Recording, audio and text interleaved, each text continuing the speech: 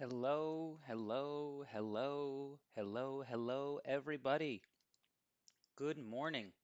It's a beautiful morning here in California. My name is Nicholas. I'm a data scientist at the Pragmatic Institute, and I am very excited to talk to everyone today in Unit 1, office hours for Unit 1. This is very, very exciting.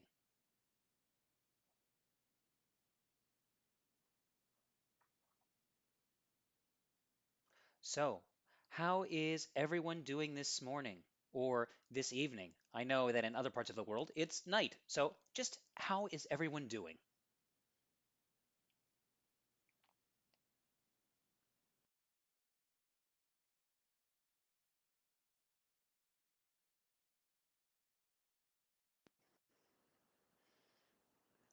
I see Srikanth is doing great. I'm glad to hear it. Jahangir is also doing good. Anyen is good. This is great. Tiger's good. Everyone is here. It's good to see some familiar faces. Gebrense is here. Changyen, excellent. Changyen is learning English and programming at the same time. That's incredible. Wow. Good for you. Javed is here. Philip is here. Excellent. I'm doing great, everyone. Thank you for asking. And it's finally Independence Day in Uganda. So happy Independence Day to all of our students and all of our friends in Uganda. And I see that Babatunde is at the TensorFlow Roadshow in Lagos. That sounds amazing. Excellent. I see Cote d'Ivoire is here. Wonderful.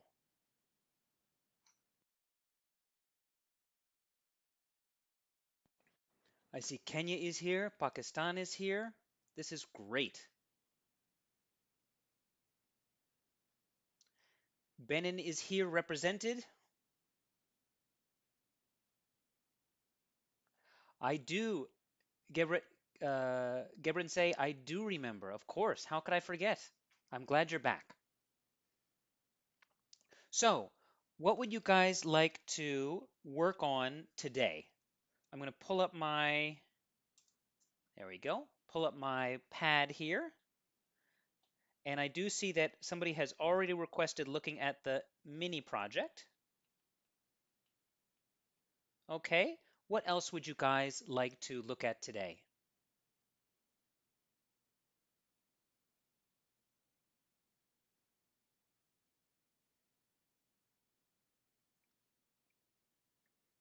I see Zambia is here. Wonderful.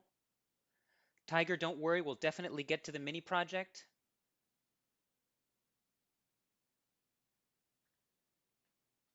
Wallace, happy Independence Day.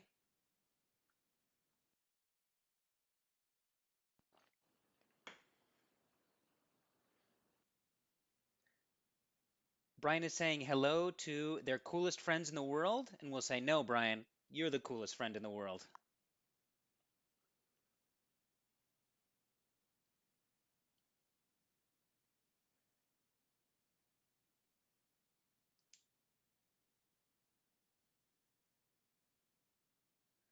We're not going to get to Team Code. I see you're already on the CV mini project. We're not quite there yet, but we can definitely look at them. We can look at zip functions, and we'll look at x.self, or what is it, self.x, or excuse me. Okay. And we can certainly get started on the mini project for VC. Let's see where we are in terms of our onboarding syllabus. So we should be starting the VC mini project as well. Okay, great. And Charles says that they think that the mini projects are to help us apply what we've learned, and that's absolutely right. That's what they're here for. And we also need to do memoization.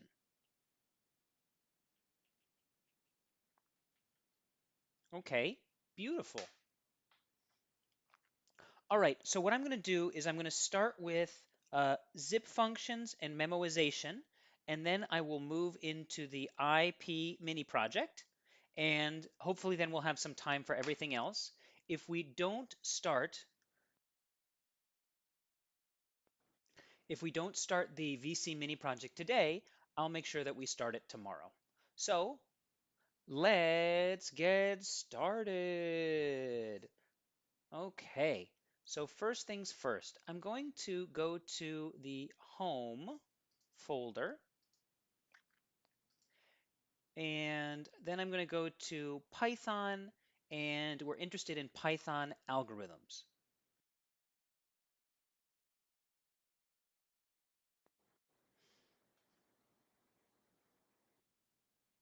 Now, when we were talking about algorithms previously, we talked about ways that you can speed up your algorithm by reducing the number of calculations that your algorithm needs to execute.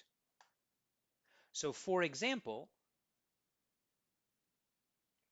when we were summing the numbers using this sort of factorial function, we originally did it with a for loop, which was complexity order n, and then we were able to substitute it with this Gauss formula, which actually is constant, O of 1, order 1.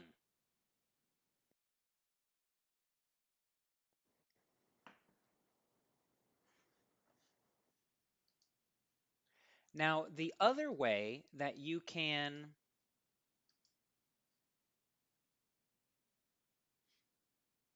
actually, you know what I'm going to do? Yeah, I figure, okay, I'm just rearranging my battle plan in my head.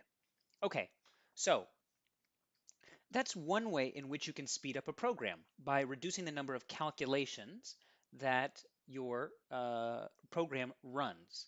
Another way you can do it, though, is using the process called memoization. So I'm going to scroll down all the way to the memoization section here. And what is memoization? So memoization is very simply a way of saying, if I have a process that requires me to repeat something, maybe what I need to do is save some of those earlier results so that way I don't need to compute them again. I can just look them up. So instead of recomputing something, you just save that result for future use. And that is, in a nutshell, what memoization is. So let's just take a look at how that might work in practice. I'm going to run all above here.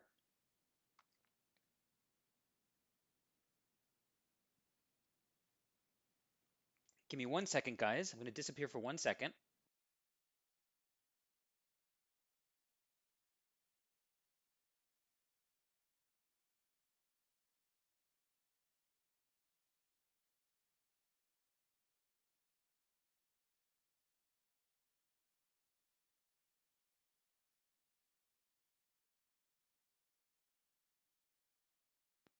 I am back. Welcome, welcome, everyone. Good to be back.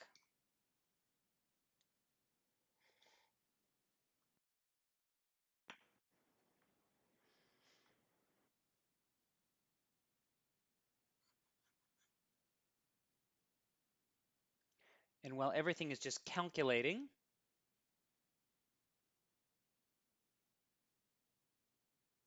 I think we're in the part where we're calculating all the different. Here we go. Beautiful. Okay. All right. Memoization. Oh,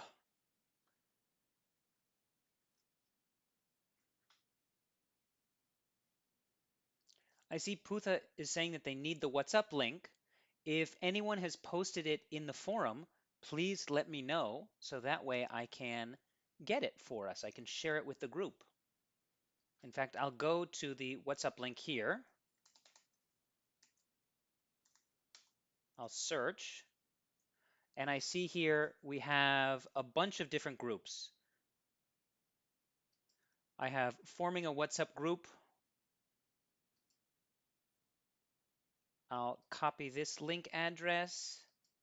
This is the global one, it looks like. This is for everyone. You guys tell me if I'm wrong. And then we have one for Uganda. So what better way to celebrate Independence Day than joining a data science WhatsApp group?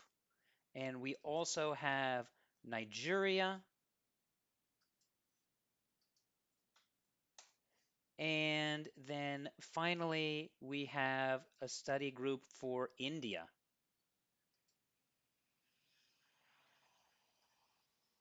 Now keep in mind that these are not affiliated officially with World Quant University. We don't monitor them. We have nothing to do with them. But you guys as students are free to make them if you want.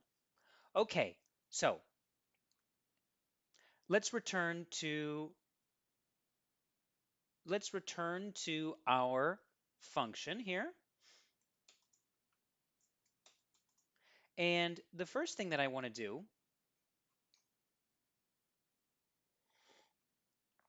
is I know that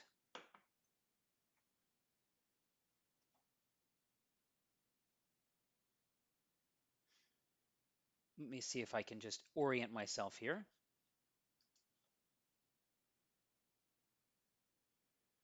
I know that the way a Fibonacci sequence works is, and I'll pull up my board here.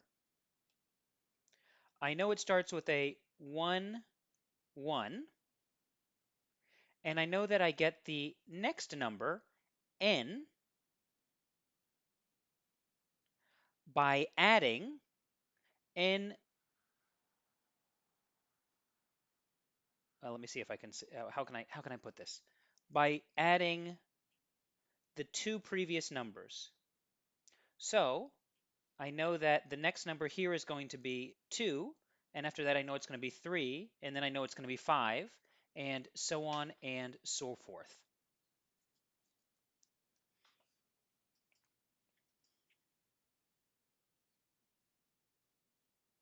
Now, the thing here is that if I'm going to do, let's say I'm going to look at 5, the first 5 sequences here, I'm going to go 3, 5, and then I'm going to move forward and forward, or 1, 1, 2, 3, 5.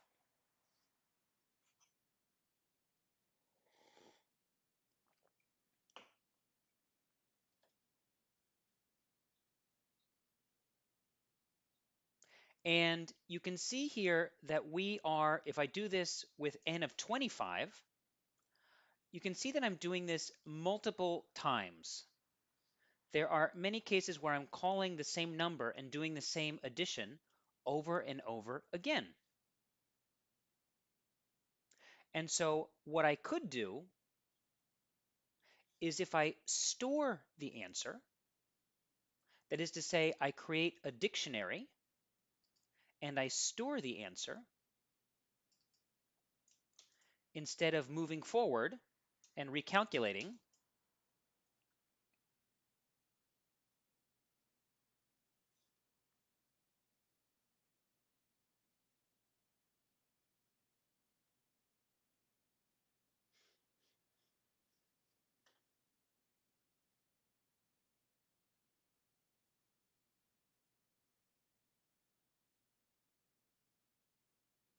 I can see that my memoization is in terms of nanoseconds, and my recursive function is like a second and a half. Let me change the screen. Sorry, everyone. Sorry. So what I can see that is if I have a dictionary and I create a dictionary whereby I am storing my answers as I make them, I don't need to recalculate. And that will save me lots and lots of time.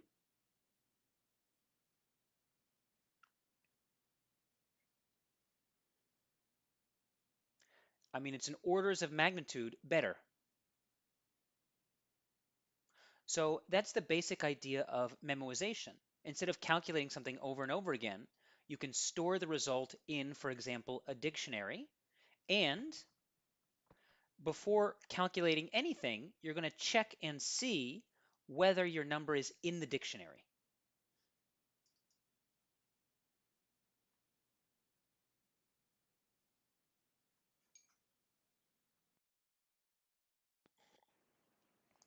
So that's memoization. Does anyone have any additional questions on memoization before we go to the mini project?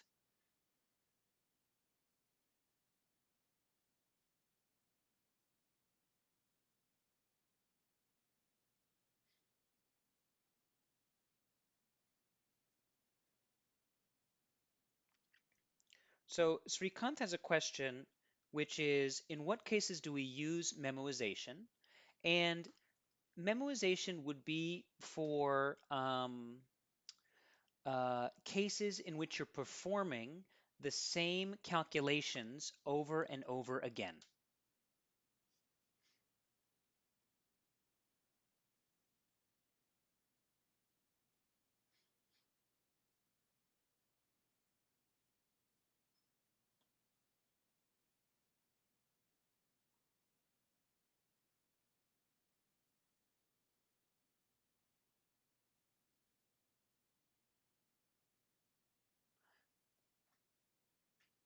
So if you need to reuse numbers or reuse calculations, that's the way to do it.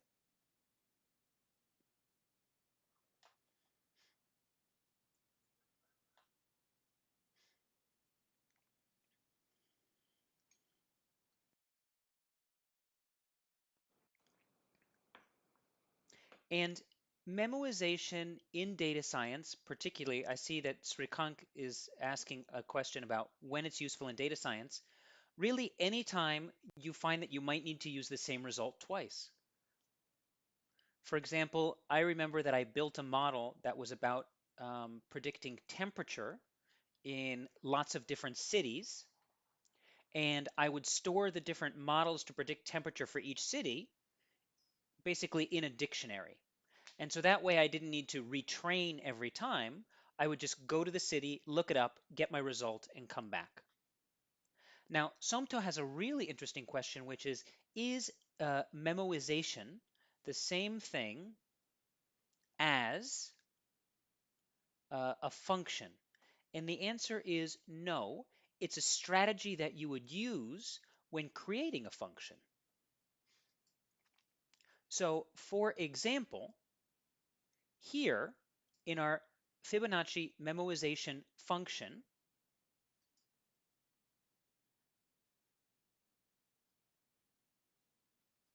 in our Fibonacci function, memoization function, the object that's doing the memoization is this dictionary right here, this dictionary.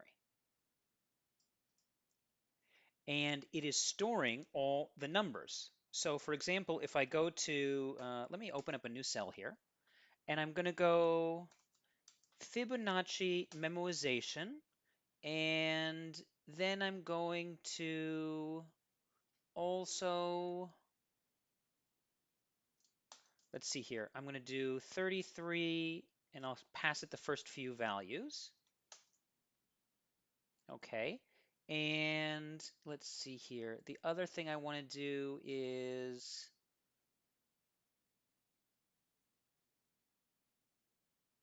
let me think how I want to do this.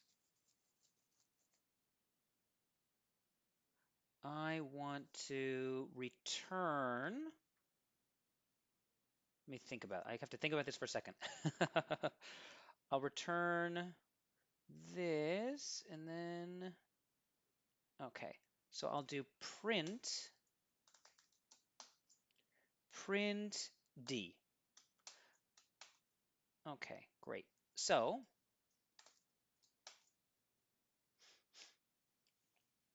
let's look at how this works.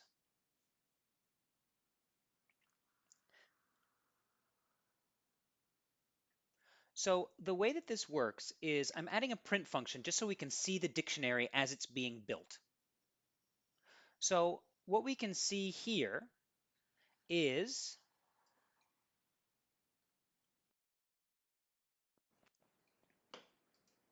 every time we're getting to a number that isn't in the dictionary, it's adding it to the dictionary.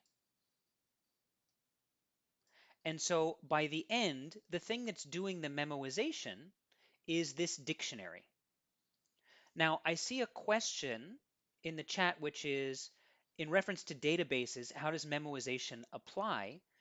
Memoization is sort of like creating a mini database within your function in this case. In this case, our mini database, or where we're keeping all our information, is in this dictionary.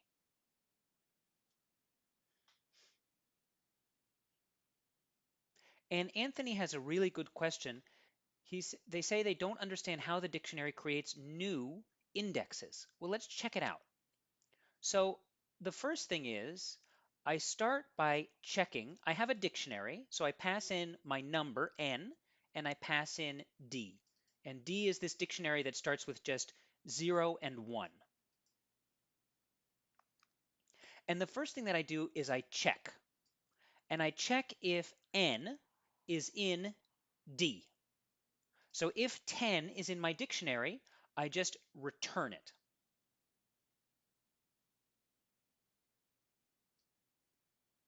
If that isn't the case, then I check whether it's 0 or 1.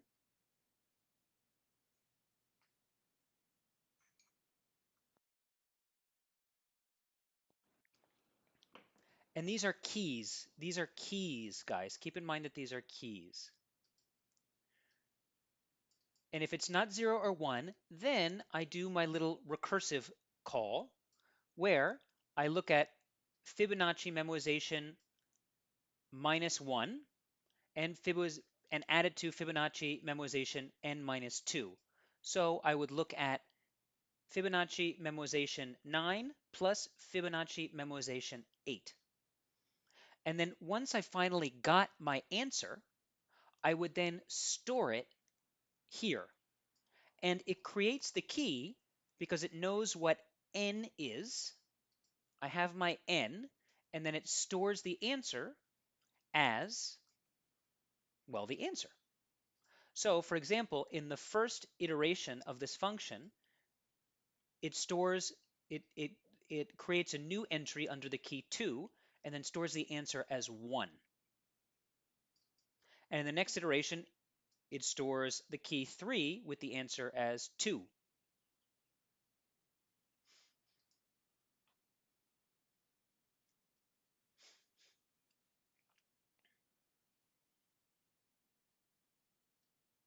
And actually, I wonder if we can do it just like this. Yeah. So let's go over about how this works.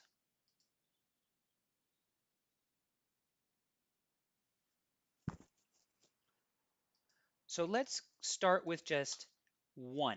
I'm going to pass in 1 and an empty dictionary. So what's going to happen in this first iteration? It's going to have an empty dictionary in n,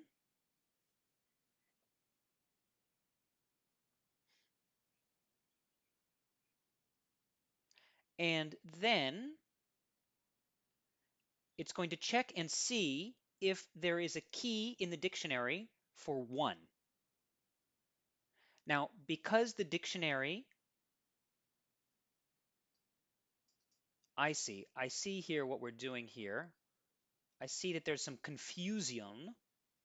So let's keep in mind, I'm just going to make this a little bit easier to read, okay? So I'm going to change n to number and d to dict underscore.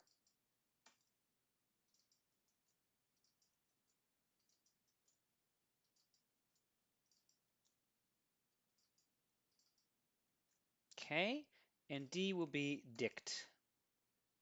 And I'm doing dict underscore so that it doesn't clash with the dict object in Python. And by the way, guys, if you see that my screen is blurred, you might need to change the resolution that you're streaming at. Okay. So what happens in this function? I pass my function two things. I pass it a number, and I pass it an empty dictionary. Now, in my first iteration, if I'm just doing Fibonacci memoization 1, the first thing it's going to do is check and see if 1 is in the dictionary as a key. If it is a key, it'll return that answer. In this case, that won't happen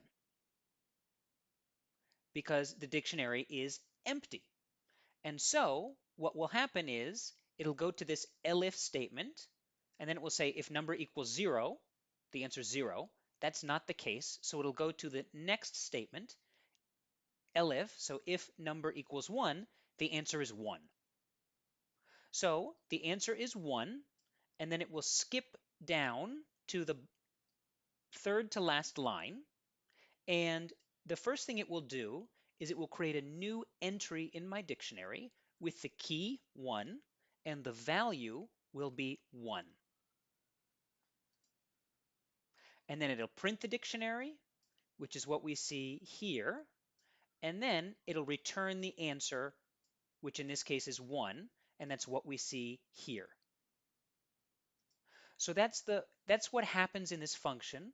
If I put in as my arguments for the number, I put in 1 and an empty dictionary. If I put in 2, we're going to see a couple different steps happen here.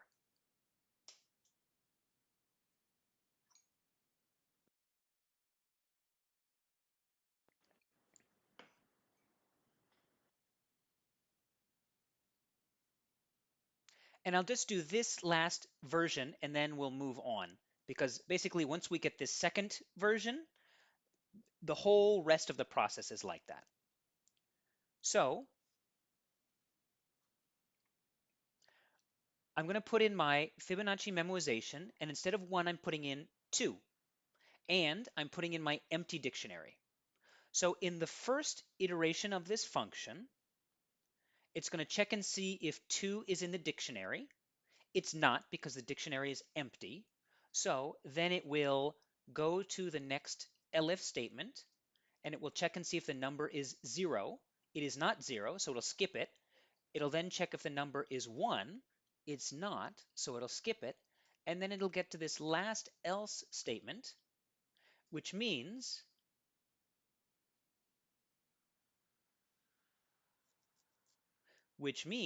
that we get to this part.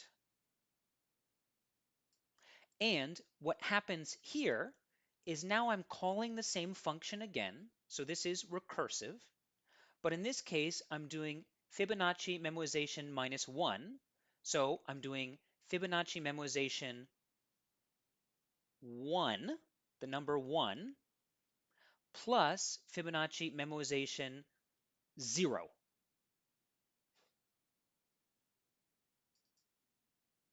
And then this whole process will run again.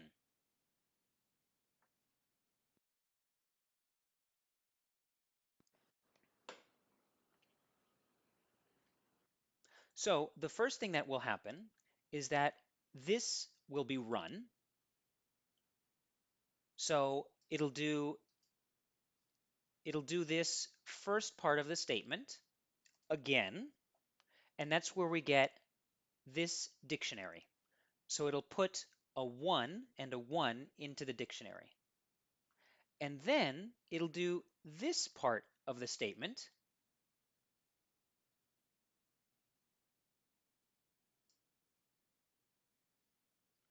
And that's why we add a new key to the dictionary. We already have 1, but then we add 0.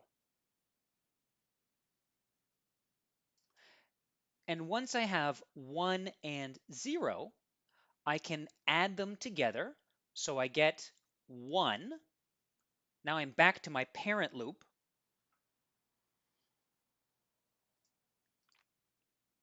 And I know that for 2, the answer is 1, so I add that to my dictionary, and that's the last iteration of this cycle.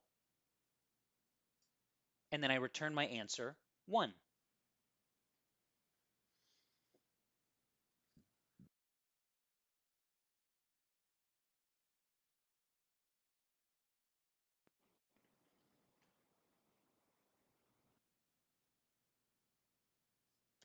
Now, a good question here is, because we're doing memoization, does it mean that recursion needs to be a part of what you're doing?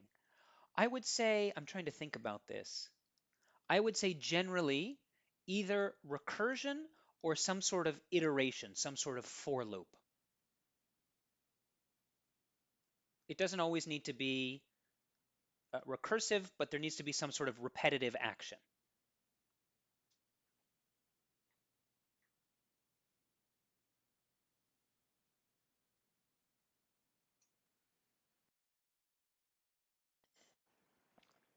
And Apurva makes a really good point, which is if I need to call again Fibonacci 1, I get the same thing, I get the same result, and that's true. But there's one big difference, which is if that if this key and value pair is already in my dictionary, I don't need to do the calculation.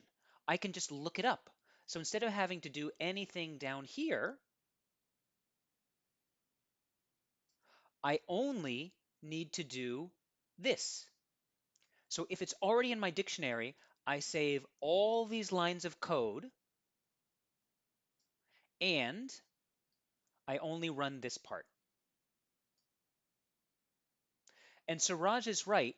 Memoization is about preventing redundant calculations. That's exactly what memoization is, in a nutshell.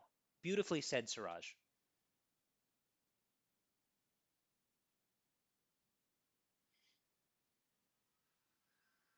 So, just to summarize, well, basically to say what Siraj said, memoization is about preventing redundant calculations by storing calculations somewhere, often in a dictionary, so that instead of recalculating them, you just look them up.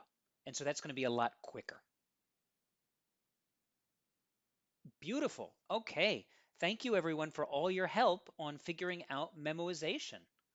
I'm going to close this window and then I'm going to go to my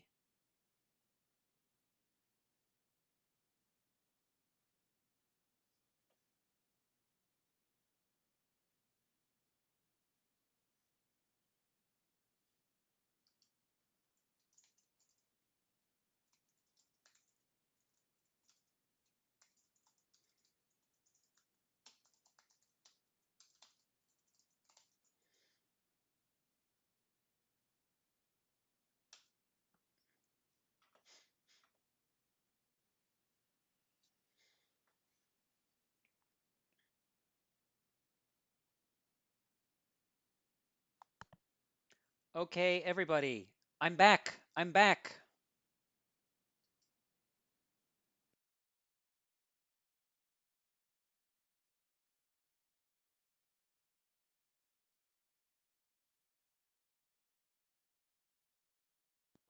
Hi everyone. I'm back. Good to see you all. I'm not sure what happened, but the good news is that I'm back now.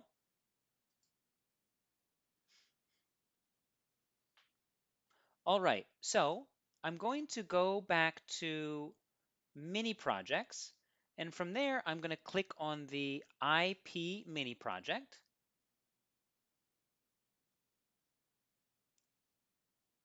And I'm going to scroll all the way down to where we were when we ended yesterday. All right, we were here at number 5. Now I'm going to do run all cells above.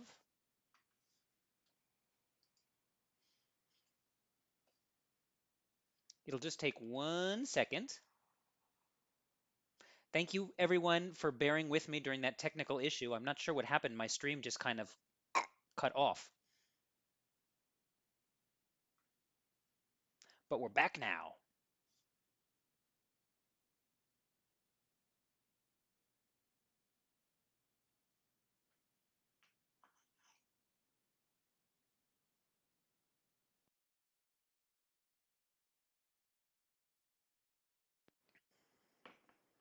Now, the whole idea of the Eratosthenes sieve, Aristophanes, I think that's, I don't know, my Greek is not very good, all right, is that I'm going to start, it's going to use a little bit sort of the memoization techniques that we talked about, where I'm going to have a list of numbers between 0 and n. And I'm going to mark some of them as prime.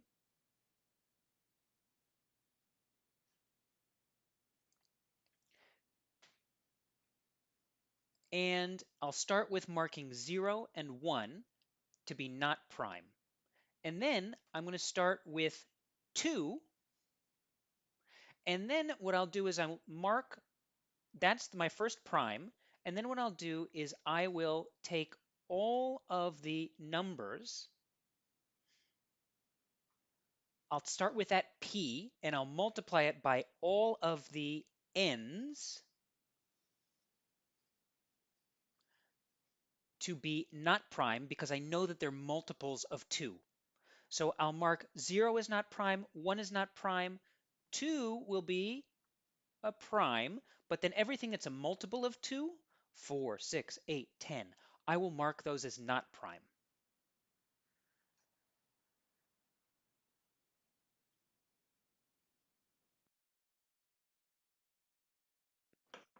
And then I'll repeat the process. So I'll find the smallest number that's greater than p. So in this case, I might start with 3, and then I will repeat the process.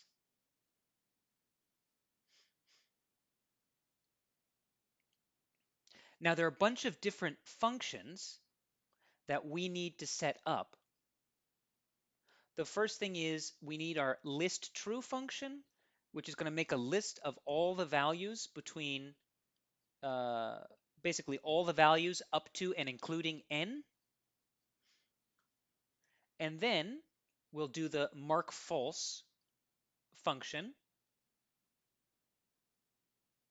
And so it'll mark all the elements false if they're not prime.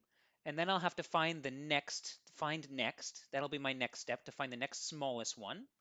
And then I'll return a list where the values are true. So let's kind of just jump right in.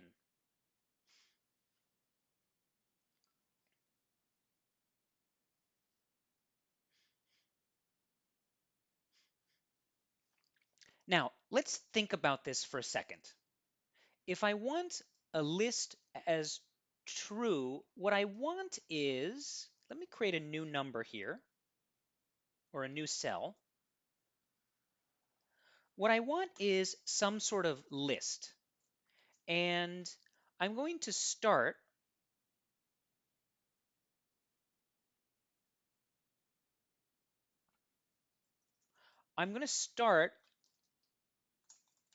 like this. Whatever I do, let's say my n is 4. What I want to end up with is something that looks like this.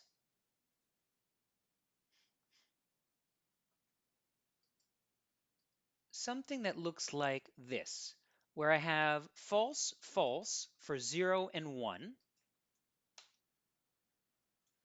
And then everything after that will be set to true to start.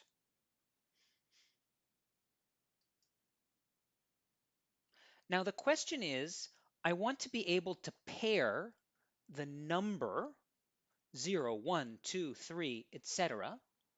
with it's either false or true, these different Boolean expressions that I have here. So I want to have a 0 here, I want to have a 1 here. I want to have a 2 here, a 3, whoops, a 3, and a 4. Now, what do you guys think? How can I do this?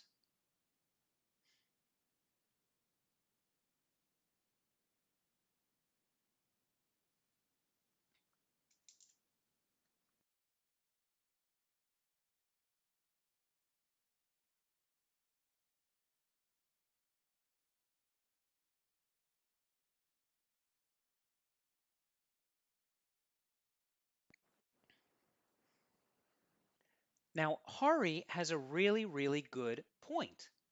The answer is I don't need to do this because this information is already in the index. The first false here is already associated with the number 0 because, because it's the index place for that Boolean expression in the list. Now, Tiger's right. I could create a dictionary. Absolutely. That's definitely possible. But in this case, I don't need to do anything because the information is already here. I know that the first false is associated with 0 because it's at index position 0. I know the second false is associated with 1 because it's at index position 1, and so on and so forth. So the question is now, how do I create this list? If given the n of 4, how do I create a list that looks like this? What are some ideas that people have?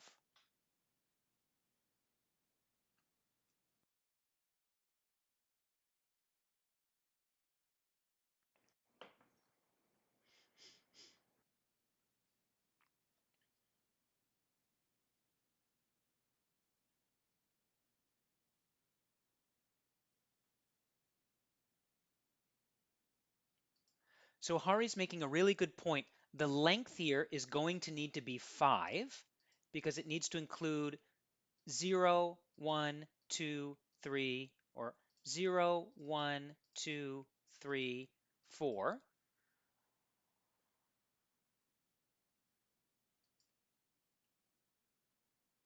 I see people doing some if statements. I love that idea.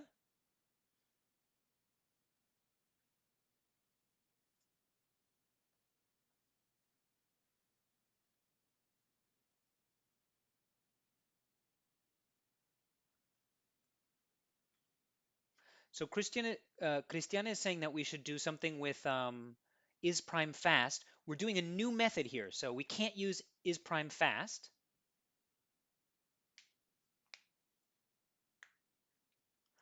I like the way Charles is thinking. I'm going to write that down here. Charles has an idea of maybe I could just take true and I could multiply it by n. I could multiply it by n, excuse me, n plus 1. Let's just look at that here for a second and let's compare. Let's see what we have here. If I run this function and I do list true and I put in a 4, what I have here is 4 trues. 4 trues. So what I want to have is falses here. I need these first 2 to be false.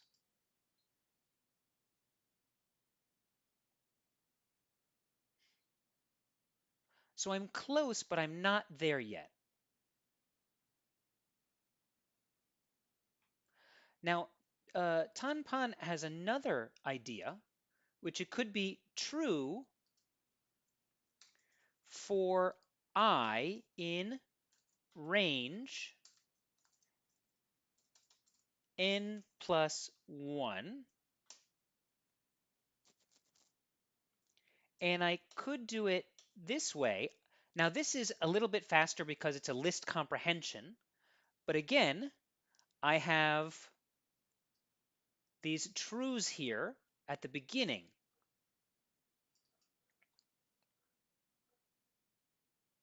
Now, Haneen has another idea, which is I could do two lists. I could start with false, false, and then I could add true times n minus 1. And you know what? That actually works.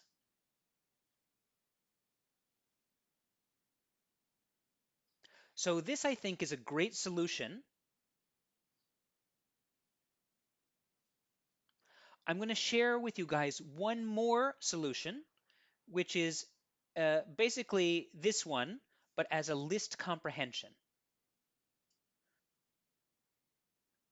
So we'll give Haneen full credit for that answer, and I'm going to basically do a combination of Tan Phan's answer and Haneen's answer. So I'm going to have a list comprehension, and I'll start with I in range n plus 1. So that's what I'm iterating through. But instead of just putting a true here, I'm going to say I is more than 1. So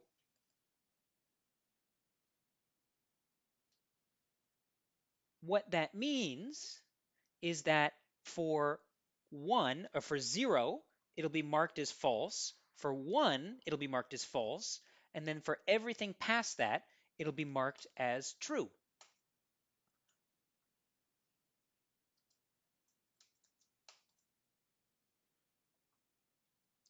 So this works. This looks great.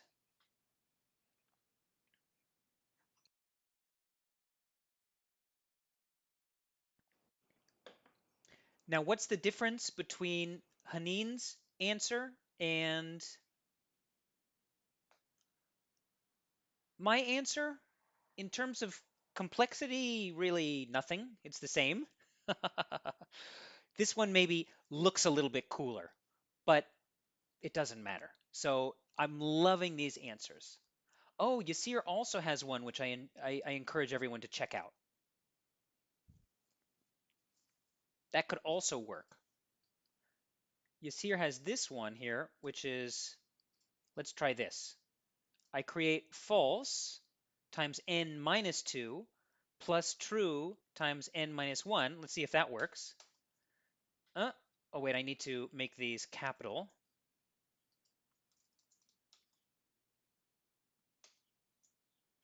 This doesn't quite work. It only works if n is 4 in this case. But as soon as I make it bigger, I begin to have problems. So I'm going to stick with my answer. Okay, good. So now that I have my list true, I'll do my assertions. And I get through my assertions, so that's good.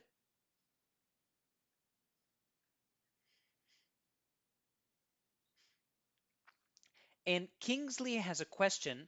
They want to know if using a list comprehension is faster or better for time complexity than using a for loop. The answer is yes.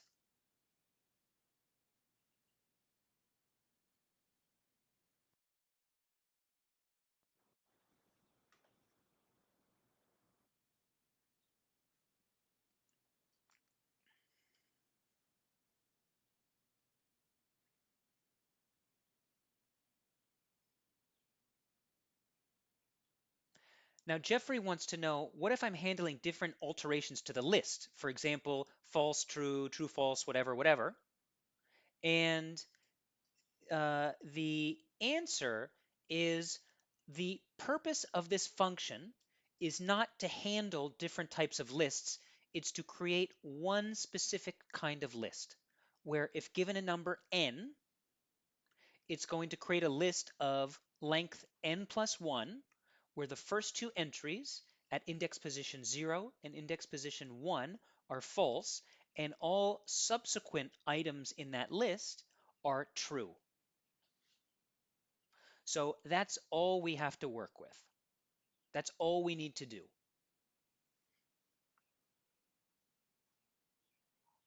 And Andrea, I see your question about I see your question. I will get to it. Don't worry. And Eric, I see you have your question about IntelliSense working with Jupyter Notebooks. The answer is no, but try using the Tab button when you're typing in a Jupyter Notebook, and you'll see that it will auto-complete. So if I just type in, for example, LIS, and I hit the Tab button, it'll give me all the options or all the variables in my namespace that start with LIS.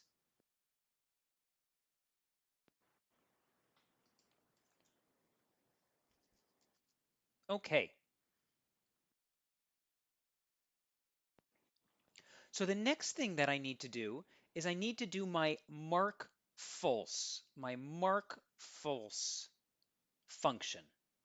And in my mark false function, it's going to take a number, it'll take the Boolean list that is created by list true, and then I will give it a number, p, and then I need to find all the multiples of p and mark those in the list as false.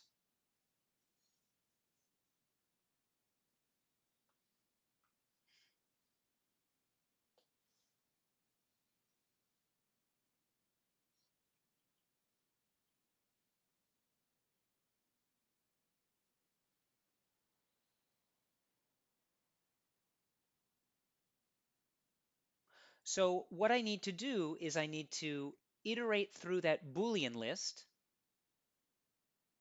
and mark all the multiples of p as false. So for example, if I have list true, let's say 6,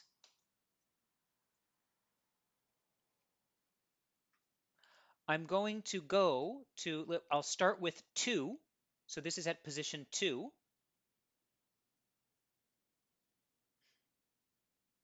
Actually, let's do it, well, let's go for item in, yep, list true. Actually, let's just keep it like this is. Actually, let's do for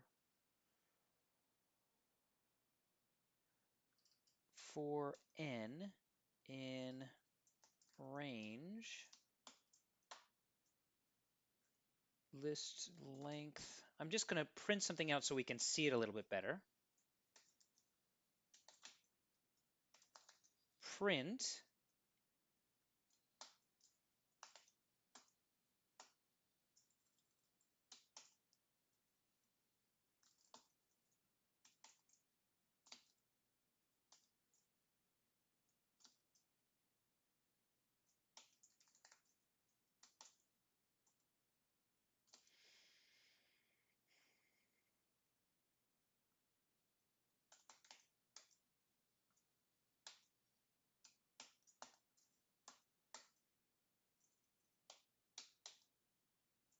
Okay, so here I just have a version of my list.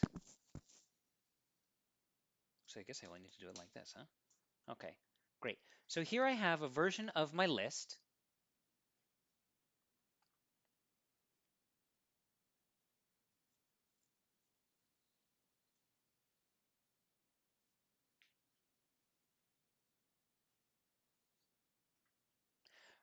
And I see someone's getting a name error. Make sure you run the cell where you're creating your function.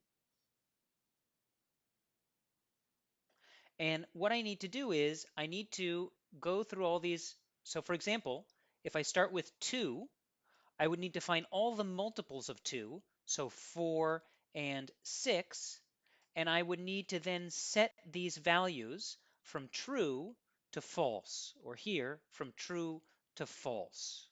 So I see some ideas already, and I see that one idea that someone has is I'm going to do some sort of for loop.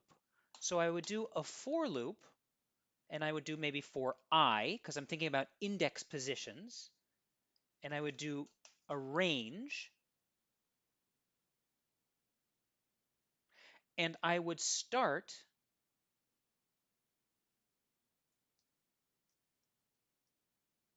I have P, so the next one that I need to start with is 2 times P. I need to go all the way to the end of the list, so the length of my Boolean list, and because I'm going 2p, 3p, 4p, 5p, the steps that I'm making are not steps by 1, they're steps by the distance of 2. So going back to this example, if I were looking at 2, my first index that I would look at would be index 4, which is 2 times p. And then my next step is I would take a step of 2. So I would go from 4 to 6.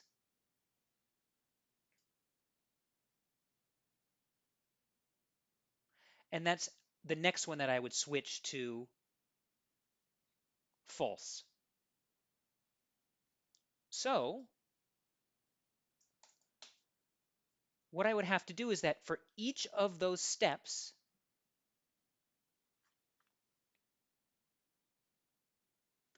I would look at my Boolean list, and whatever was at that index position, I would set it to false. And then I would return my Boolean list.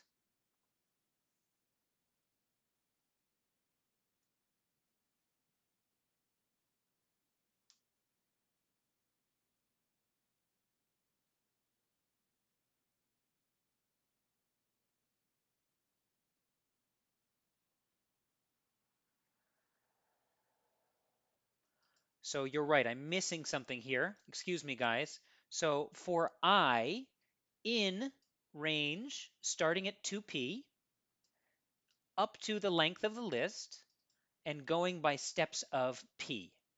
Thank you guys for catching my typo.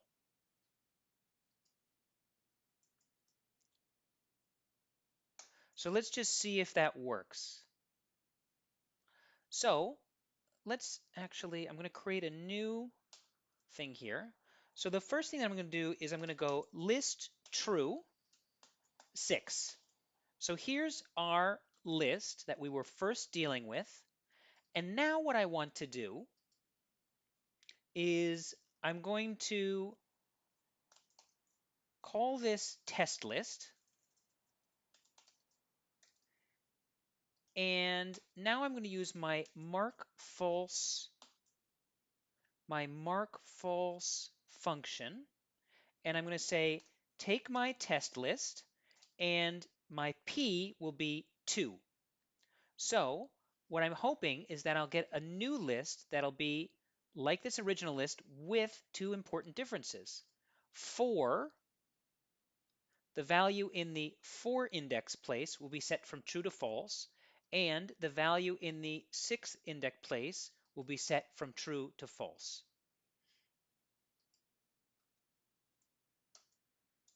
Okay, and here I see that here what was at 4 is now false, and what was at 6 is now false. So that should get me through my assertion. Beautiful. Okay, it looks like office hours has come to an end. We're going to have to take a pause now. We've done our list true function. We've done our mark false function. And next, or tomorrow, I guess, we'll work on our find next function, and our prime from list function.